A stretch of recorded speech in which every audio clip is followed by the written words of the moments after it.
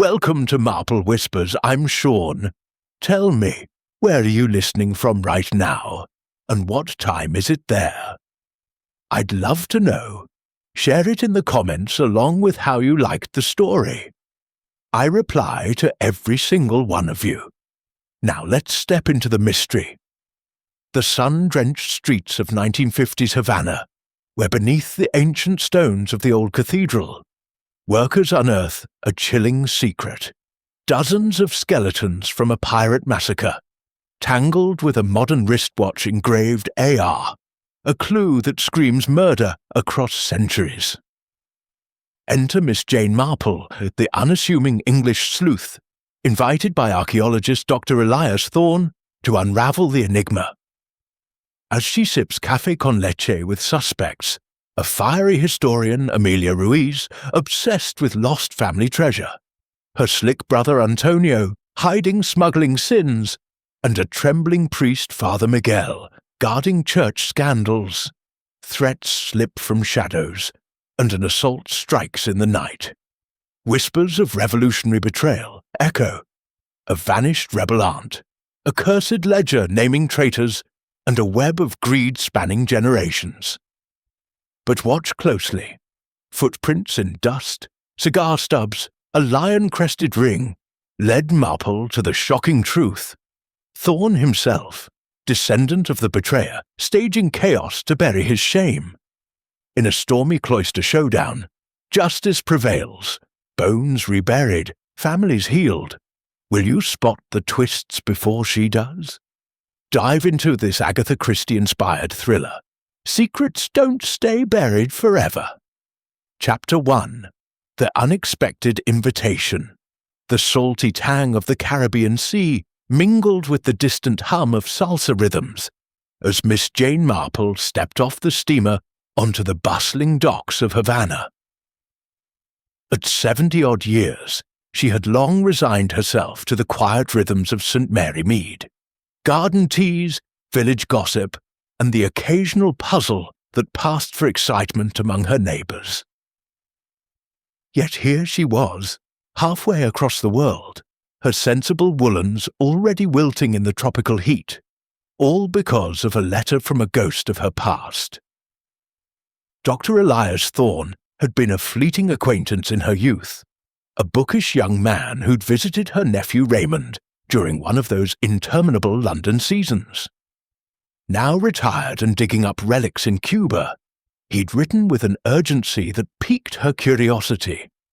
The island hides mysteries that would challenge even your sharp eye, Jane. Come see for yourself. Expenses covered, of course. Intrigued by the hint of something unspoken, she'd packed her knitting and boarded the ship without a second thought. After all, people didn't change much. No matter the latitude, their secrets merely ripened under different suns. A weathered face broke through the crowd. Thorne, older now, with sun-edged lines around his eyes, and a Panama hat perched jauntily on his greying head. "Jane, you haven't aged a day," he exclaimed, clasping her gloved hand with surprising vigour. His voice carried the faint clip of an English accent softened by decades abroad. "Nonsense, Elias," she replied with a gentle smile, adjusting her spectacles. "Time treats no one kindly, though it seems kinder to some climates than others." She glanced at the vibrant chaos around them. Vendors hawking cigars and fresh mangoes, horse-drawn carriages clattering past sleek American automobiles, and the ever-present murmur of Spanish laced with laughter. Thorne ushered her into a waiting taxi, its engine sputtering like an asthmatic hound. As they rattled along the Malecon, waves crashing against the seawall in foamy applause, he leaned in conspiratorially. "I didn't drag you here for the rum and revolutions, though both are plentiful. It's the old cathedral, Basilica Menor de San Francisco de Assis, built in the 1500s, a fortress of faith amid pirate raids and hurricanes. They're restoring it now, peeling back layers of history like an onion. Miss Marple nodded, her eyes tracing the pastel-hued buildings that blurred past the window. And onions, as we know, can make one weep. What have they uncovered? Thorne's expression darkened, his fingers drumming on his knee. Skeletons, Jane. A hidden chamber beneath the nave, sealed for centuries. Dozens of them, jumbled like forgotten luggage. Not peaceful burials, these bones tell tales of brutality. Skulls cleaved by blades, ribs shattered as if by musket balls. Pirates, perhaps, or victims of some colonial purge. But here's the twist that has the authorities scratching their heads. Tangled among the ancient remains, a wristwatch. Modern Swiss precision, still ticking faintly when they found it.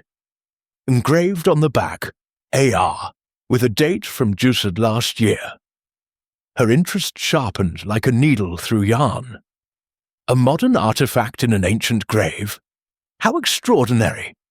Accident or something more deliberate? Deliberate, I'd wager, Thorne said, lowering his voice as the taxi swerved around a flock of bicycles. The police are involved. Foul play, they mutter. Though spanning what? 200 years? Or mere months? The workers who found it swear the chamber was undisturbed until their picks broke through. The car jolted to a halt before the cathedral, its Baroque facade rising like a stern sentinel against the brilliant sky. Twin bell towers flanked the entrance, their stone weathered by salt and time, while scaffolding clung to the walls like ivy. A throng of onlookers pressed against police barriers, their whispers buzzing like bees around a hive. Miss Marple alighted carefully, her sensible shoes crunching on the gravel path, and inhaled the mingled scents of incense and dust. Inside, the air was cooler, shadowed by vaulted ceilings and stained glass windows that filtered sunlight into jeweled patterns on the flagstone floor. The nave echoed with the clink of tools and muffled voices. A cordoned-off pit yawned near the altar, ringed by lanterns that cast flickering shadows on the unearthed bones, pale femurs and vertebrae scattered amid crumbling earth. A burly man in a rumpled uniform approached, his moustache bristling like a porcupine's quills. "Senor Thorne," he barked in accented English, "this site is restricted. Who's the abuela?" Thorne chuckled. "Inspector Ramirez, meet Miss Jane Marple, an old friend from England. She's got a knack for noticing things." Ramirez eyed her dubiously, his dark gaze sweeping over her floral print dress and the knitting bag slung over her arm. "Noticing? This is no tea party, Senora. We've got potential murder here, old and new. Stay back. Amateurs complicate matters." Miss Marple inclined her head politely, but her mild blue eyes were already at work. She noted the fresh scuff marks in the dust, leading from the pit to a dimly lit side chapel, as if someone had paced there recently.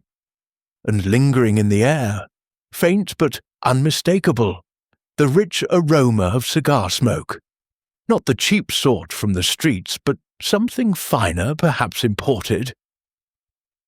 Who among the workers or the curious would indulge in such a luxury amid the dead? As Thorne guided her away, promising a fuller tour later, she tucked these observations away like stitches in a pattern. Havana's heat might melt the unwary, but secrets she knew had a way of surfacing, no matter how deeply buried. And this unexpected invitation, it felt less like hospitality and more like the opening move in a game where the stakes were bones and betrayal. Chapter 2. Shadows in the Sanctuary. The sun dipped low over the horizon, painting the Havana skyline in strokes of crimson and gold, as Miss Jane Marple followed Dr. Elias Thorne along the bustling promenade toward a quaint seaside cafe. The air was alive with the rhythmic crash of waves against the seawall, and the distant strum of a guitar, mingling with the chatter of evening strollers. After the dim, echoing confines of the cathedral, this open expanse felt like a breath of fresh air. Though Miss Marple sensed the shadows of the day's discoveries, lingering like uninvited guests. Thorn had insisted on this gathering, calling it a casual assembly of minds to discuss the unearthed enigma. "You'll meet the locals who've tangled with the cathedral's history," he'd said, his eyes twinkling with that archaeologist's fervour. Miss Marple, ever the observer of human nature, suspected it was more than scholarly curiosity driving him. People rarely convened over bones without personal stakes buried beneath. The café, El Corral, nestled against the curve of the bay, its tables spilling onto a terrace fringed with potted palms that rustled in the salty breeze. Lanterns swayed gently overhead, casting a warm glow that danced on the faces of the patrons. Thorn led her to a corner table where 3 figures already sat, their silhouettes etched against the fading light. A pot of steaming café con leche awaited, its aroma a comforting blend of strong coffee and frothy milk, evoking memories of quieter English afternoons. Though here it carried an exotic undernote of cinnamon. "Jane, allow me to introduce our little circle," Thorn began, pulling out a chair for her with old-fashioned courtesy. "This is Amelia Ruiz, a historian whose passion for Cuba's past rivals my own. Her family's roots run deep in Havana soil." Amelia, a woman in her mid-40s with olive skin and hair pulled into a severe bun, extended a hand adorned with a single silver ring. Her eyes, sharp and dark as obsidian, held a fire that suggested she was no mere academic. "Encantada, Miss Marple. Elias speaks highly of your insights. From what he's told us, you're quite the solver of riddles back in England." Miss Marple smiled modestly, settling into her seat and arranging her knitting bag at her feet. "Oh, nothing so grand, my dear. Just an old woman's habit of noticing the little things. And you, Miss Ruiz, your work must be fascinating, delving into old records and forgotten tales." Amelia nodded, pouring the coffee with practiced grace. "Indeed. My ancestors helped build parts of the old cathedral. But these skeletons, they're a grim chapter. Preliminary examinations suggest they're from the late 1700s, era of the buccaneers. The violence on those bones, slashes from cutlasses, perhaps defensive wounds, as if they were herded into that crypt and slaughtered." Next to her sat a man who could only be her brother, given the familial resemblance in their high cheekbones and expressive brows. Antonio Ruiz, impeccably dressed in a linen suit that screamed prosperity, leaned back with a cigar balanced between his fingers, unlit, for now, out of deference to the company. His watch, a gleaming Rolex, caught the lantern light as he gestured expansively. "Amelia exaggerates, as always. Pirates? Slaves rebelling? Who knows? But that watch among them, now that's modern mischief. Swiss, you say, Elias? Engraved AR? Coincidence, surely?" Thorn chuckled, stirring his coffee. "Not so coincidental if it's yours, Antonio. You collect timepieces like some men collect regrets." Antonio's laugh was a touch too hearty, his eyes darting briefly to his wrist. "Guilty as charged. Grandfather started the habit, imported the finest from Europe before the revolution clamped down. But if it's one of mine, I must have dropped it during a visit last month. Clumsy of me, eh? No grand conspiracy." The third member of the group, Father Miguel, cleared his throat softly. An elderly priest with a face like crumpled parchment and hands that trembled slightly as he cradled his cup, he wore the simple black cassock of his order, a silver cross glinting at his throat. His voice, when he spoke, carried the weight of sermons delivered in echoing halls. Conspiracies or not, we must tread carefully. The cathedral has seen enough blood, pirate sieges, revolutionary skirmishes. These bones, they whisper of unrest. And that watch, a sign perhaps that the past refuses to stay buried. Curses have a way of lingering, like smoke after a fire. Miss Marple sipped her café con leche, the warmth spreading through her as she absorbed the undercurrents. Father Miguel's tremor wasn't just age. It spoke of inner turmoil, much like old Mrs. Bantry back home, whose hands shook after discovering her husband's infidelity. And Antonio's casual dismissal? It reminded her of a case in St. Mary Mead, where a lost brooch in a garden bed had unravelled a web of embezzlement. People buried secrets with the dead, she thought, often hoping the earth would keep them silent. But earth, like gossip, had a habit of giving them up. "Tell me more about your family legend, Miss Ruiz," Miss Marple prompted gently, her needles clicking softly as she began a row of pearl stitches. Knitting always helped her think, and it put others at ease, making them forget she was listening. Amelia leaned forward, her voice dropping to a conspiratorial hush that drew the group closer, the lantern light flickering like a storyteller's fire. "It's an old tale, passed down through generations. Our great-aunt Isabella was a rebel sympathizer in the 1950s, hiding gold and jewels in the cathedral to fund the cause against Batista. She vanished one night, some say captured, others that she fled with a lover. But the treasure? Never found. Grandfather always believed it was sealed in a secret vault beneath the nave.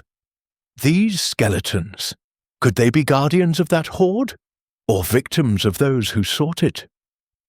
Antonio rolled his eyes, finally lighting his cigar with a flourish, the rich tobacco scent wafting over the table. The same fine aroma Miss Marple had detected in the cathedral. "Superstition, sister. Our family has enough real troubles without dredging up ghosts. The watch is a prank or a thief's discard. Let's not romanticize murder." Father Miguel crossed himself, his beads rattling faintly. "Murder is never romantic, Senor Ruiz. I've heard confessions in that confessional that would chill your blood. Tales of betrayal echoing from colonial times to now. If Isabella's spirit lingers, it demands justice, not gold." The conversation flowed on, laced with speculation and half-remembered history, as the sky deepened to indigo and stars pricked the velvet night. Thorne shared details from the dig. A rusted buckle among the bones, possibly from a Spanish uniform. Amelia countered with archival snippets of pirate raids. Antonio steered talk to modern Havana's booming trade, his business acumen shining through like polished silver. Father Miguel, ever the moral compass, wove in threads of faith and forgiveness. Though his eyes often strayed to the distant silhouette of the cathedral's towers, visible across the bay. Miss Marple contributed little, content to listen and observe. Amelia's passion masked a personal quest. Perhaps financial woes drove her interest in the treasure. Antonio's bravado hid unease. His fingers toyed incessantly with his cufflinks, engraved with the same swirling AR as the mysterious watch. And Father Miguel? His piety seemed genuine, yet his glances toward Antonio held a flicker of accusation, as if old sins were resurfacing. As the evening wound down, Thorne escorted Miss Marple back toward her hotel. The streets now quieter, alive with the soft glow of street lamps and the occasional burst of laughter from hidden courtyards. The air had cooled, carrying the faint brine of the sea. "What do you make of it all, Jane?" he asked, his tone casual but probing. "People are puzzles, Elias," she replied softly. "Each piece fits, but only when you see the whole picture."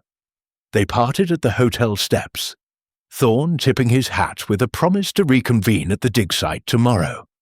Miss Marple ascended to her room, her mind abuzz with the cafe's revelations. But as she reached for her key, a shadow detached from a nearby alcove, a fleeting figure in the dim light. Something brushed her hand, a folded slip of paper, thrust with urgent anonymity before the shadow melted into the night. Unfolding it under the lobby's chandelier, she read the scrawled words, "Leave the bones alone, or join them." The ink was fresh, the paper ordinary, but the threat unmistakable. Her heart quickened, not with fear, but with that familiar thrill of the chase. Who knew of her involvement so soon? Thorne, perhaps, or one of the cafe trio? Amelia, with her family secrets? Antonio, guarding his collections? Father Miguel, protector of the church's sanctity? Tucking the note into her bag, Miss Marple retired to her room, drawing the curtains against the starry night. Havana's shadows were lengthening, and in them lurked not just history, but human frailties eager to strike. She would need her wits sharp for what lay ahead, for warnings like this were often the first crack in a carefully constructed facade. As she drifted to sleep, the waves' murmur outside her window seemed to echo the whispers of the dead, urging her onward into the mystery's heart. Chapter 3. Whispers of the Past. The first rays of dawn filtered through the palm fronds, casting a golden haze over Havana's awakening streets, as Miss Jane Marple made her way to the old cathedral. Sleep had been fitful. The warning note from the night before tucked securely in her handbag like a poisonous spider in a web. Yet fear was not her companion. Curiosity was, sharpened by years of unravelling village intrigues, where a misplaced glove often concealed a motive for murder. She arrived as the church bells tolled 7, their resonant peals mingling with the calls of street vendors and the distant rumble of trucks laden with sugarcane. Dr. Elias Thorne was already at the site, his sleeves rolled up, directing a team of local workers who sifted through the excavated soil with painstaking care. The pit had deepened overnight, revealing more of the crypt's grim contents. Articulated skeletons in fetal poses, as if the dead had huddled against an unseen foe. Lanterns still burned faintly in the morning gloom, illuminating tools scattered like forgotten relics. Trowels, brushes, and sieves dusted with bone fragments. Inspector Ramirez hovered nearby, his notebook in hand, barking orders in rapid Spanish to keep the curious at bay. "Jane, you're an early bird," Thorne greeted her, wiping sweat from his brow. "The police allowed us back in under supervision. Come, see what the night shift uncovered." Miss Marple peered into the trench, her gaze steady despite the macabre tableau. Amid the ancient remains, a glint caught her eye. A small tarnished locket, its chain corroded but intact. Thorne retrieved it carefully with tongs, holding it up to the light. Inside, nestled against faded velvet, was a miniature portrait. A young woman with striking features, her dark curls framing a face of quiet determination. "Extraordinary," Miss Marple murmured. "Not of this century, surely." The style harks back to mid-20th century photography, miniaturized like those locket soldiers carried in the war. Ramirez snorted, joining them. "A trinket among bones. Could be anything. Lover's token, thief's loot. But it doesn't match the era of these skeletons. Forensic experts peg the dead at 1760s, post-pirate golden age. English buccaneers sacked the port. Survivors might have sealed the crypt to hide the evidence." The inspector had scarcely finished when Amelia Ruiz arrived, her footsteps echoing sharply on the flagstones. She gasped at the sight of the locket, pushing forward despite Ramirez's protest. "May I?" Without waiting, she took it gently, her fingers trembling. "Dios mio, it's her, Great Aunt Isabella. The resemblance is uncanny. That's the pearl earring she always wore, passed down in stories." Thorne's eyebrows rose. "Isabella, the revolutionary figure you mentioned?" Amelia nodded, her voice laced with reverence and a hint of defiance. "Yes. In 1950, during the Batista regime's crackdown, she smuggled arms and funds through the cathedral. Family law says she cashed a fortune, gold coins, jewels from colonial spoils, in a hidden recess below the altar. Then, poof, gone, executed, exiled, no one knows. But this locket, it was her talisman. How did it end up with those old pirates?" Father Miguel appeared from the sacristy, his cassock still rumpled from early mass, leaning on a cane for support. His eyes widened at the artifact. "Isabella was no myth. I remember her as a child, fierce, devoted.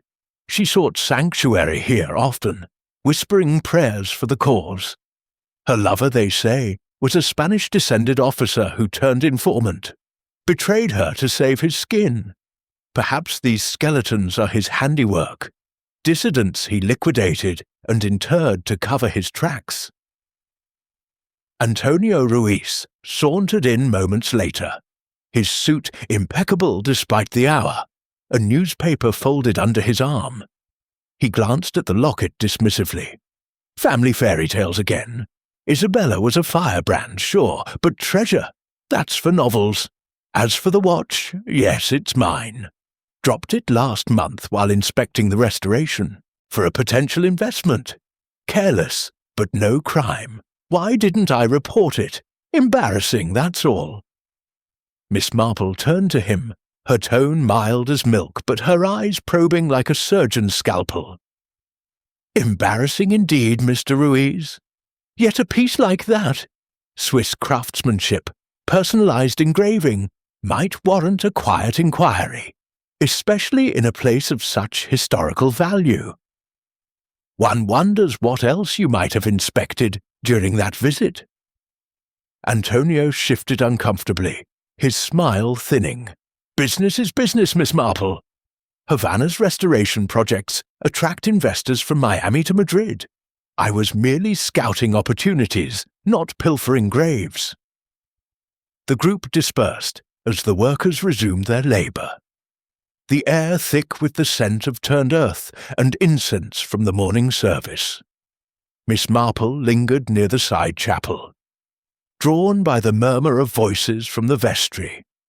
Peering discreetly, she overheard Father Miguel speaking in hushed tones to a young altar boy, no more than 12, with wide eyes and a mop of curly hair. "Confessions that burn the soul, Niño," the priest was saying, his voice a rasp of regret. "Some sins echo through time, demanding atonement. The bones cry out, and so must we." The boy nodded solemnly before scampering off, leaving Father Miguel to slump against the wall, his face ashen. Miss Marple withdrew silently, her mind cataloguing the exchange. Confessions, the church's vault of secrets. Did the priest harbour knowledge of recent trespasses in the crypt, or older crimes tied to Isabella's fate? Throughout the morning, she circulated subtly, her knitting providing camouflage as she noted details. The workers' wary glances at Antonio, suggesting familiarity. Amelia's furtive sketches of the locket in her notebook, Thorne's overly enthusiastic photography of the site, as if documenting more than history. In her own small, leather-bound journal, she scribbled, "Motives swirl like Havana's trade winds. Greed for treasure, revenge for betrayal, hidden sins confessed or concealed. The locket bridges eras. Who placed it there? And why now, with the watch as bait?" By midday the sun blazed fiercely, driving most indoors for siesta. Miss Marple retreated to a shaded bench in the cloister, reflecting on parallels to a long-ago case in Little Puddleton, where a family heirloom unearthed in a well-exposed, a century-old poisoning. Human nature, she mused, was timeless, jealousy and avarice as potent as gunpowder. As twilight fell, painting the cathedral in bruised purples, Miss Marple returned for a final glance at the site, now secured for the night. The streets hummed with evening life, couples strolling arm in arm, the sizzle of street food vendors, the lilting strains of a bolero from a nearby bar. She paused at the crypt entrance, the iron grate padlocked, when a piercing scream shattered the calm. Rushing forward, she found Father Miguel sprawled on the flagstones just outside the barrier, a dark pool spreading from his temple. His rosary beads lay scattered like spilled pearls, and his eyes fluttered weakly.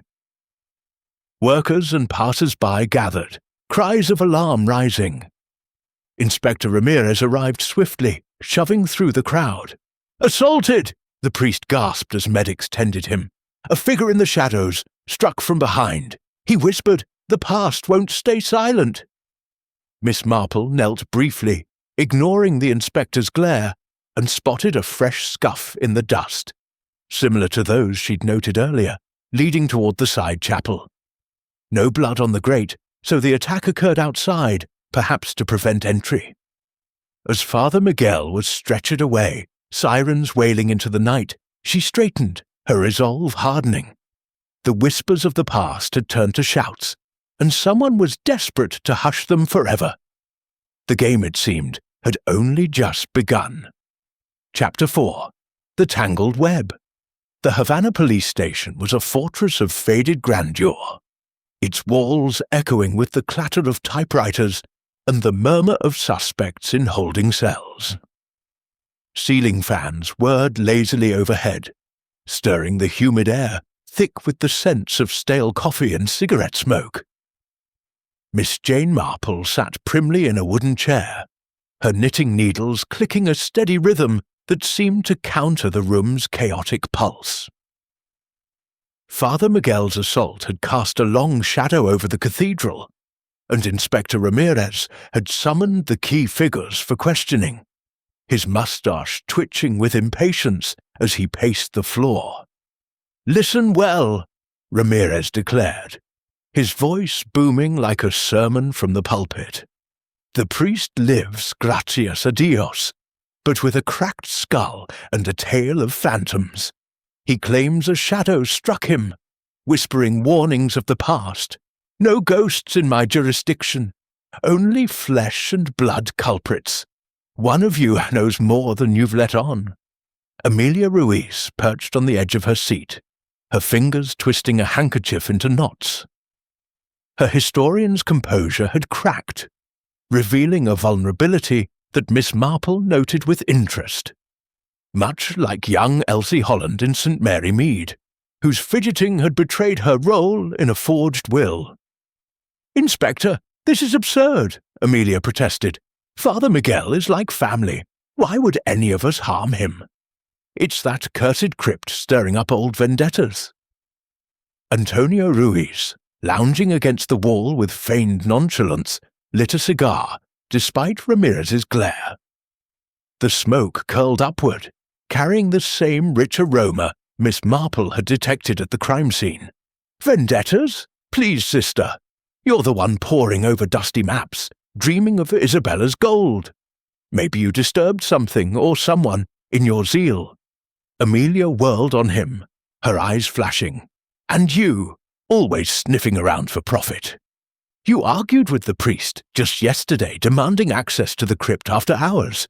What were you after, Antonio? More artifacts to fence on the black market?" The accusation hung in the air like a storm cloud.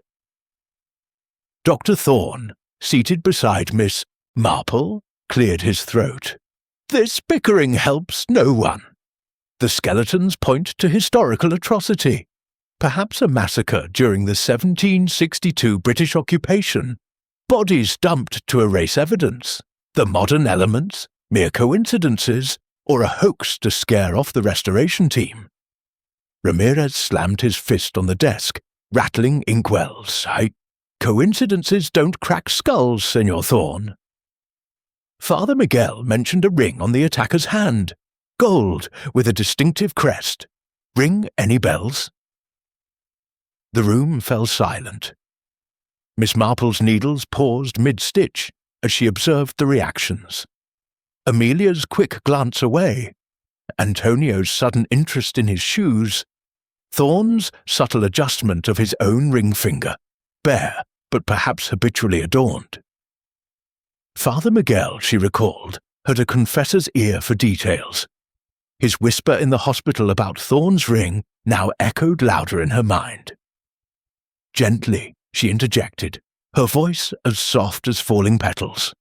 Inspector, might we hear from each in turn? People often weave their own tangles, but a calm unravelling reveals the threads. Ramirez grunted assent, turning her first to Amelia. Senorita Ruiz, your alibi for last evening? I was at the archives until dusk, cross-referencing Isabella's letters, she replied steadily.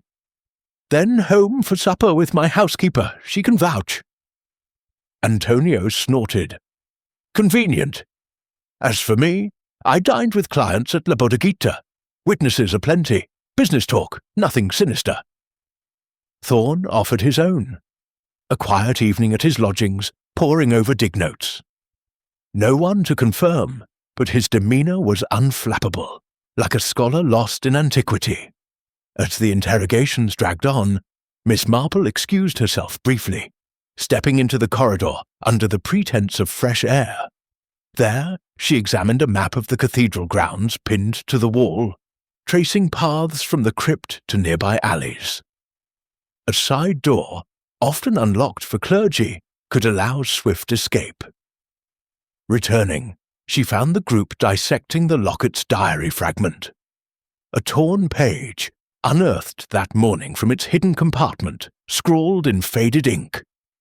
The betrayer's bloodline must pay. My treasure for the just, death to the false. Melodramatic, Antonio dismissed. Isabella was dramatic, but this? Forgery, perhaps? Miss Marple tilted her head. Or a clue to motive. Betrayal runs deep in families, like roots under soil. Tell me, Mr. Ruiz, those cufflinks of yours, engraved AR, much like the watch. A family motif. He paled slightly. Heirlooms. What of it? The session ended inconclusively, with Ramirez warning them against leaving town.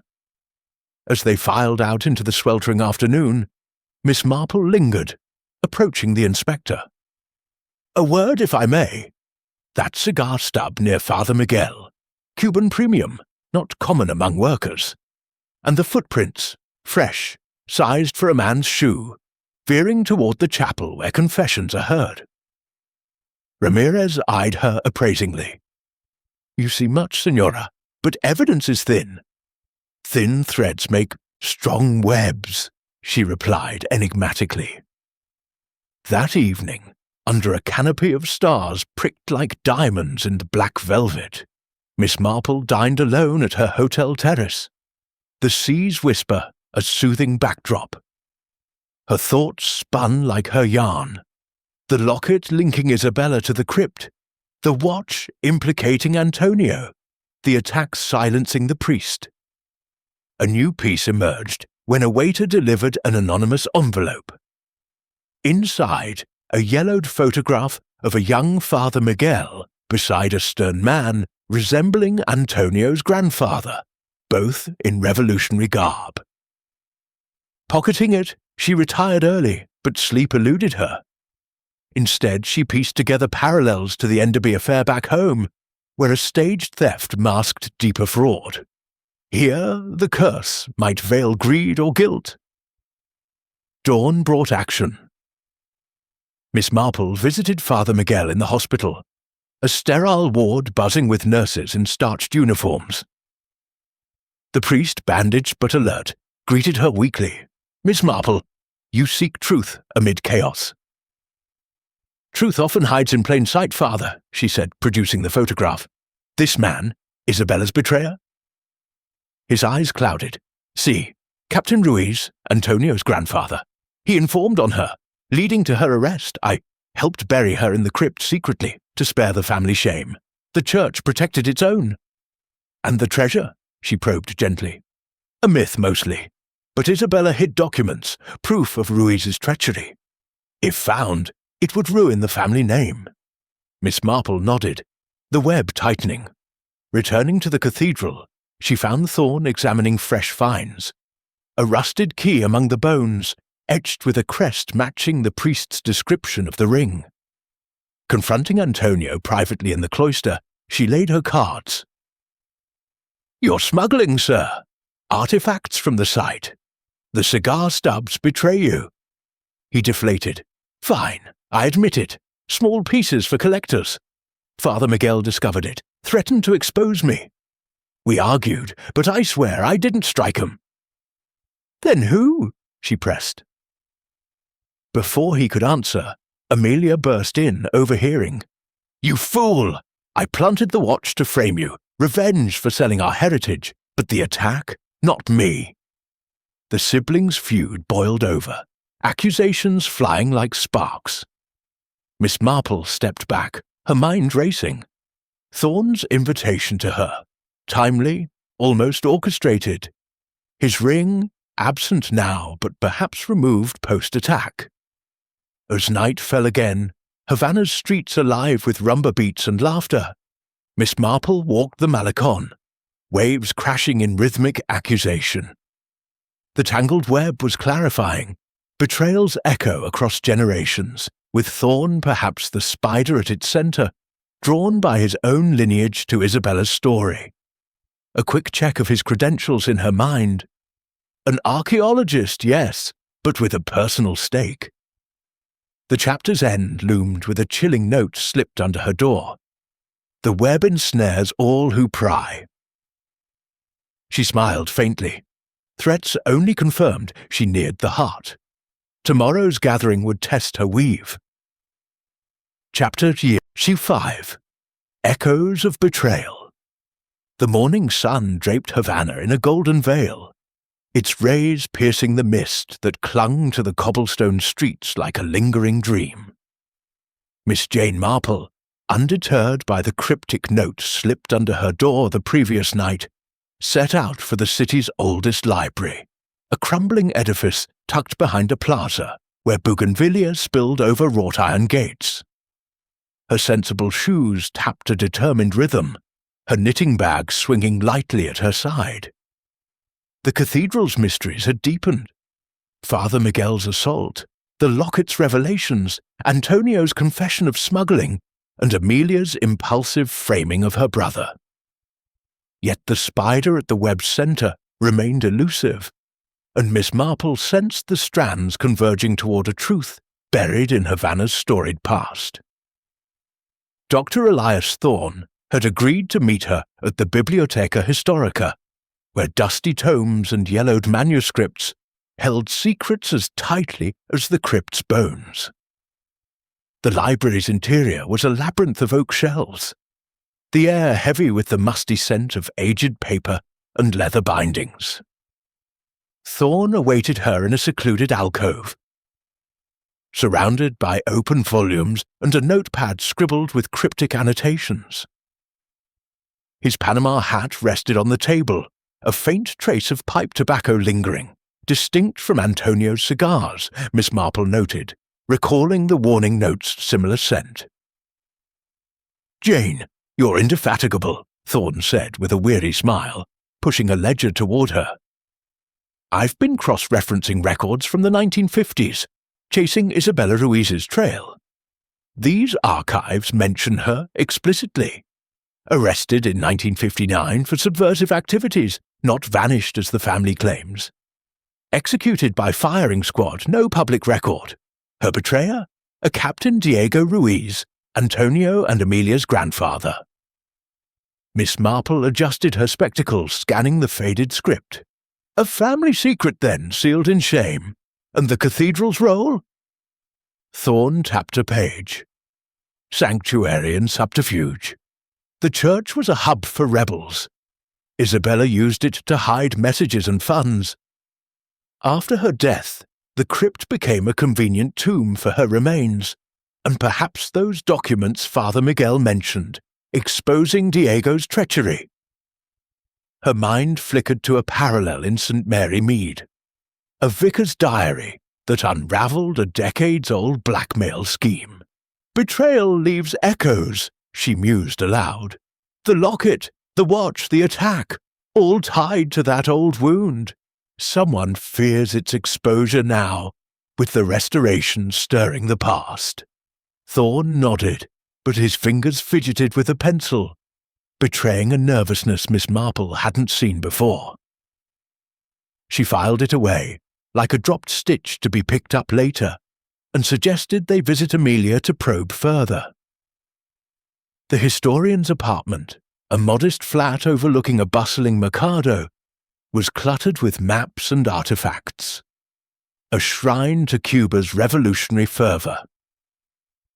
Amelia greeted them with red-rimmed eyes, her earlier fire dampened by guilt. "I owe you the truth, Miss Marple," she began, pouring strong café cubano into chipped porcelain cups. "I hired workers to search the crypt for Isabella's treasure, not just gold, but those documents. Proof of our grandfather's betrayal could redeem her legacy. When I found Antonio's watch during a covert search, I planted it among the bones to implicate him. He's been selling our heritage, rings, medallions, even colonial relics, to shady dealers in Miami. I wanted him exposed." Miss Marple sipped the coffee, its bitterness mirroring the family's rift. "A dangerous gambit, my dear. Framing your brother could have ignited more than scandal. Did you see anyone else in the crypt that night?" Amelia shook her head. "No, but I heard footsteps, light, hurried, not a worker's tread. I thought it was Antonio snooping as usual." They parted with Amelia, promising to cooperate with Ramirez, though her defiance lingered like a storm cloud. Miss Marple, sensing the web's threads tightening, proposed a detour to confront Antonio at his office, a sleek suite in a restored colonial building where modern glass met ancient stone. He was polishing a silver cigarette case when they arrived, his Rolex glinting as he waved them in.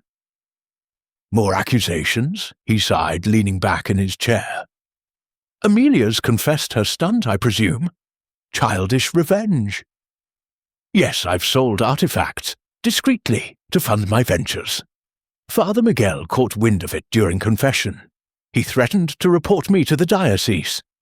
We argued in the chapel, but I didn't touch him. I'm no thug." Miss Marple's eyes narrowed, her tone gentle but piercing. "Yet your cigar stubs litter the cathedral grounds, Mr. Ruiz. And your argument with the priest, overheard by a sacristan, sounded heated. You spoke of protecting the family name. From what, precisely?" Antonio's jaw tightened. "The past is a liability in business. If Isabella's story resurfaced, it'd taint our reputation. Investors shy away from scandal." As they left, Miss Marple noted a photograph on his desk. Antonio with a younger Thorne, both grinning beside an archaeological dig. An old alliance, perhaps now strained. Her suspicions of Thorne deepened, his invitation to Havana, his intimate knowledge of the crypt, his pipe tobacco matching the note's scent. Was he orchestrating this drama, or merely caught in its weave? The day waned, and Miss Marple returned to the hospital to check on Father Miguel, now propped up in bed, his face pale but resolute. The ward smelled of antiseptic and wilted flowers, a far cry from the cathedral's incense-laden air. She sat beside him, her knitting a soothing metronome. "Father, You mentioned a ring on your attacker, she prompted softly. A crest, you said? Gold, like one Dr. Thorne wears? He hesitated, his fingers tracing the rosary at his side. Yes, or similar. It gleamed in the moonlight. Lion rampant. I saw it before the blow fell. But Elias, he's a scholar, not a villain. Scholars have secrets too, she replied, recalling a St. Mary Mead librarian whose love of rare books masked larceny. You buried Isabella's body in the crypt, you said. Did anyone assist you? His eyes darted away. A young seminarian, long gone. We acted in haste to shield the church from Batista's reprisals. The documents, her ledger of betrayals, were sealed with her, in a tin box. I thought them lost until the restoration began. Miss Marple thanked him and stepped into the evening, Havana's streets alive with the clink of dominoes and the laughter of children chasing fireflies. Back at her hotel, she spread her notes across the desk, piecing together the puzzle. Isabella's execution, Diego's betrayal, the hidden ledger, all threads leading to the present. The attack on Father Miguel aimed to silence his knowledge, but why now? The restoration had disturbed more than bones. It had unearthed a legacy of guilt. A knock interrupted her thoughts. A bellboy with a telegram from Ramirez. New evidence. Meet at Cathedral, midnight. Intrigued, she donned her shawl and headed out, the city's pulse quickening her own. At the cathedral, the iron grate stood ajar, Ramirez's silhouette framed against the flickering lanterns within. He held a small tin box, rusted but intact, pried from the crypt's depths. Found this evening, he said gruffly. Papers inside, Isabella's handwriting, naming Diego Ruiz and others as informants, a bombshell for the family. Miss Marple examined the box, its lock broken, the contents damp but legible. And the ring's crest? She asked. Ramirez frowned. Matches a colonial seal, Spanish nobility. Thorne's family has ties to such lineage, he once boasted. The echo of betrayal grew louder, Thorne's role shifting from ally to suspect. As they locked the crypt, a rustle in the shadows made Miss Marple turn, but no one emerged. The night held its breath, and she knew the final confrontation loomed, as inevitable as the tide lapping Havana's shores. Chapter 6. The Gathering Storm. Dark clouds churned over Havana, their edges tinged with the last embers of a fiery sunset, as Miss Jane Marple stood in the shadowed cloister of the old cathedral. The air was heavy with the promise of rain, the scent of wet stone mingling with the faint tang of salt from the nearby sea. Thunder rumbled distantly, a fitting prelude to the confrontation she had orchestrated. Inspector Ramirez, his uniform slightly askew from a long day, had agreed to her request to gather the key players. Amelia Ruiz, Antonio Ruiz, Dr. Elias Thorne, and Father Miguel, now discharged from the hospital with a bandage circling his head. The cathedral's ancient walls seemed to lean inward, as if eager to hear the unmasking of secrets long buried beneath their stones. Miss Marple had spent the morning sifting through her notes, the tin box's ledger foremost in her mind. Isabella's scrawled accusations against Captain Diego Ruiz and his collaborators had confirmed Father Miguel's tale of betrayal. But the modern threads, the watch, the assault, the warning notes, pointed to a living hand weaving past and present. Her thoughts drifted to a case in St. Mary Mead, where a village fete's lost ring had exposed a decades-old grudge.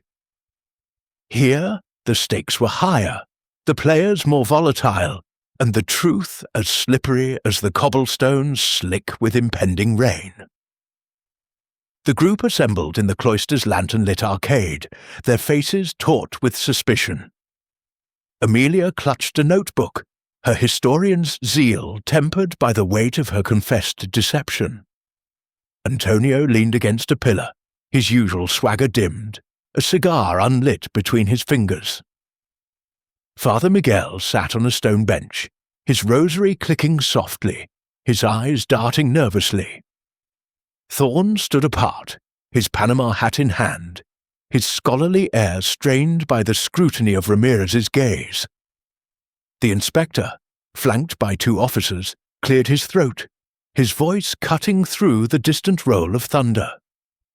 "Señores y señoritas, Miss Marple has observations to share," Ramirez announced, his tone grudging but curious. "I warn you, speak truth or face consequences." Miss Marple stepped forward.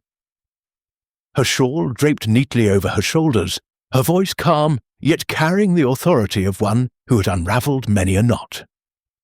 "Thank you, Inspector. Let us weave this web clearly. The skeletons beneath us from the 1760s tell of a massacre, likely pirates or rebels, cut down and hidden to erase a colonial crime. Their discovery was chance, stirred by the cathedral's restoration.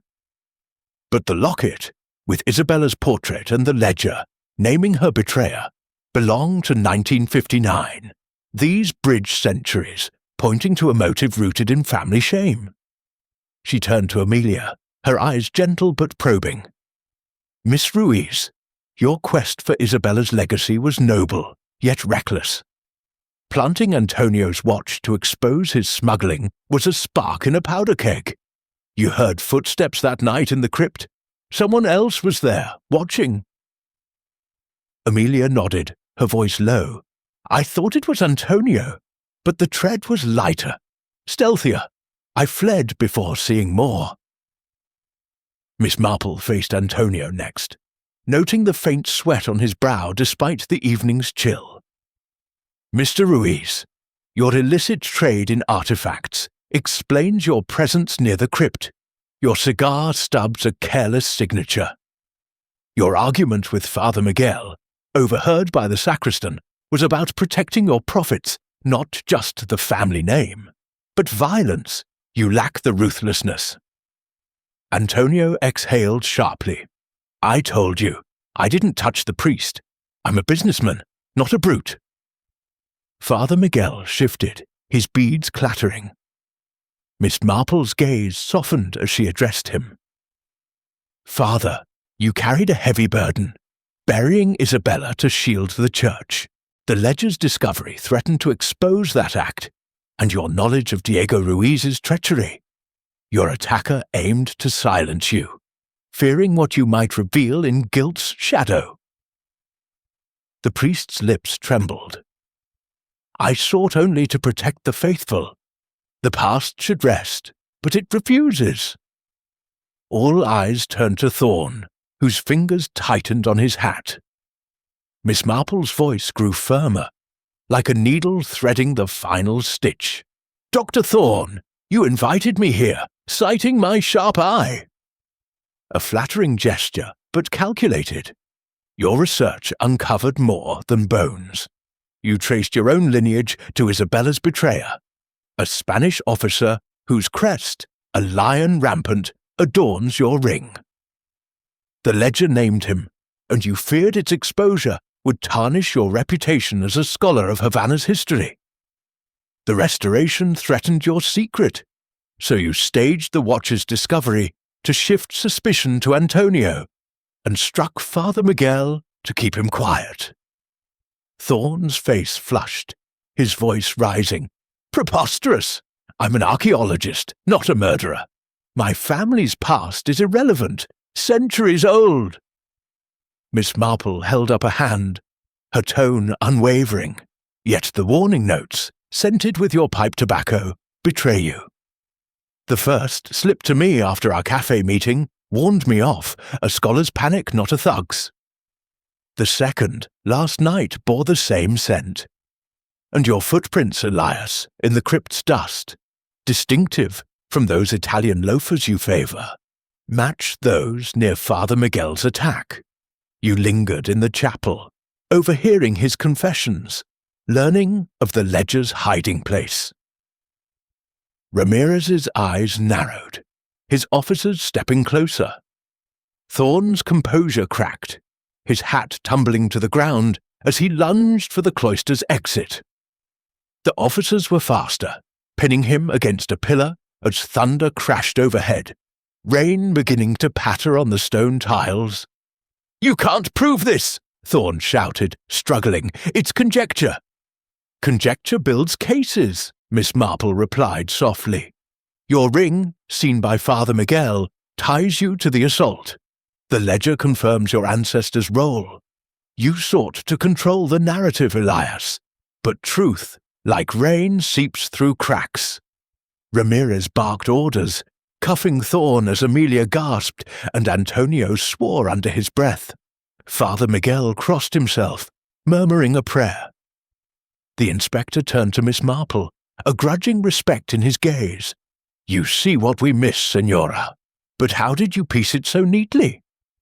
"Human nature, Inspector," she said, folding her shawl. "In my village, a misplaced letter once unraveled a theft. Here, it's misplaced trust. People reveal themselves in their fears. Thorne feared disgrace, Amelia redemption, Antonio exposure, Father Miguel judgment. The bones merely set the stage." As Thorne was led away, the rain intensified, washing the cloister clean. Amelia approached, her face a mix of relief and sorrow. "I wanted justice for Isabella, but not like this." Miss Marple patted her hand. "Justice wears many faces, my dear. Isabella's story will live, thanks to you." The group dispersed into the storm, leaving Miss Marple to linger under the arcade, rain drumming a requiem for the dead. Havana's secrets, like those of St. Mary Mead, were rooted in the heart. Greed, shame, loyalty, twisted into knots only patience could untie. She would board her ship soon, but not before one last café con leche, savouring the city's pulse and the satisfaction of a puzzle solved. Chapter 7. Sunlight on the Stones. The first true sunlight of the week pierced the Havana sky like a benediction, scattering the remnants of the storm across the old cathedral's weathered facade. Miss Jane Marple stood in the nave, watching as workers carefully reinterred the ancient skeletons, their bones now cradled in simple wooden coffins, adorned with fresh white lilies.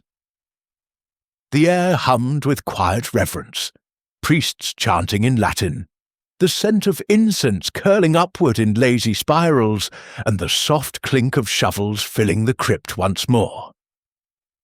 No longer a site of violence and intrigue, the chamber would be sealed with a plaque commemorating the forgotten victims of a bygone era, their whispers finally laid to rest.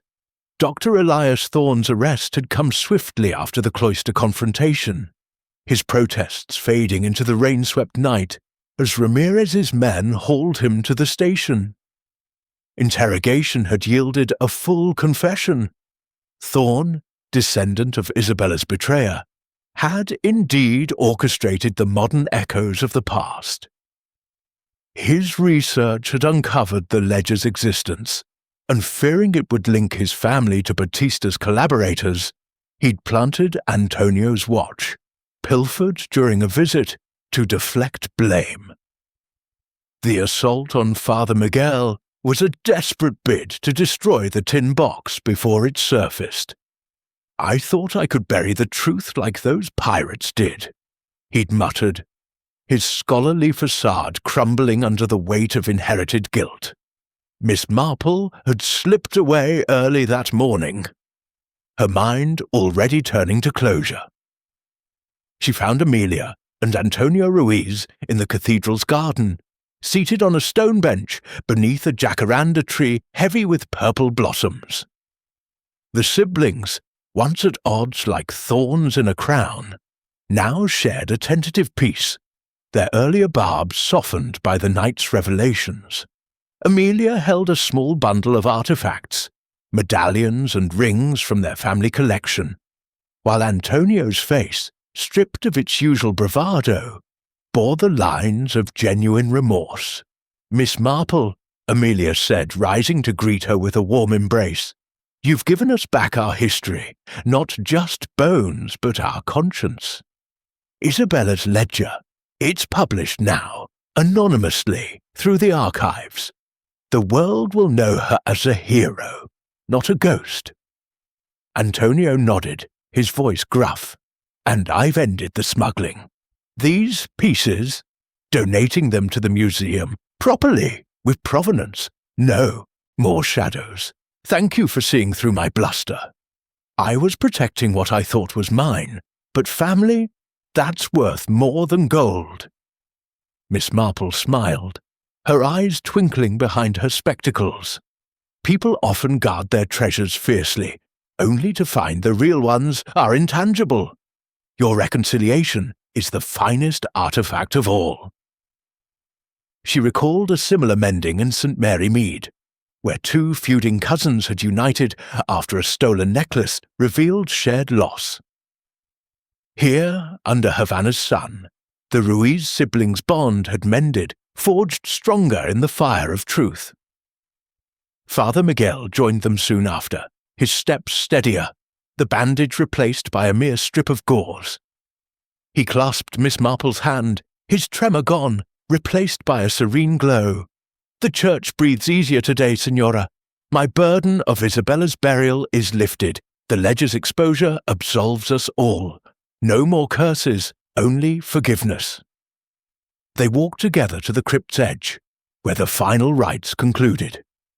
The workers stepped back as a priest sprinkled holy water, the droplets catching the light like diamonds. Inspector Ramirez approached, his moustache neatly trimmed, a rare smile creasing his stern features. "The case closes, Miss Marple. Thorne faces charges for assault and tampering, 5 years at least. The skeletons, reburied with honours as you suggested. You've turned chaos into order." She inclined her head modestly. "Order is merely seeing the pattern, Inspector. Your diligence made it possible."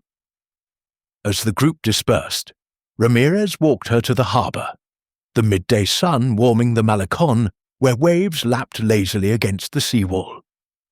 Tourists strolled past, oblivious to the drama that had unfolded mere blocks away, while vendors hawked conch shells and chilled coconut water. At the dock, her steamer loomed like a faithful old friend, its horn sounding a farewell to Havana's vibrant chaos. "Until we meet again, perhaps," Ramirez said, tipping his hat with a flourish. "You English ladies, formidable. Havana won't forget you." Miss Marple chuckled softly. "Nor I, this city of sun and secrets. Safe travels for you too, Inspector." She boarded with a wave, settling into her cabin as the ship cast off, the coastline receding like a watercolour wash. The journey home was serene. Days of knitting by the rail, watching dolphins arc through turquoise waves, and evenings reflecting on the case's intricacies. The locket's portrait, now in Amelia's care, symbolized more than Isabella. It was a reminder that betrayals echoed across time, but so did redemption. Thorne's motive, rooted in ancestral shame, mirrored the skeleton's silent pleas for justice, while the Ruiz family's reconciliation echoed the human capacity for renewal. Back in St. Mary Mead, the familiar thatched roofs and blooming cottage gardens welcomed her like an old embrace. She arrived on a crisp autumn afternoon, the air crisp with the scent of fallen leaves. Over tea in her cosy parlour, with the vicar's wife and Colonel Bantry as rapt audience, Miss Marple recounted the tale, not with embellishment, but with the quiet precision that made her listeners lean in, wide-eyed.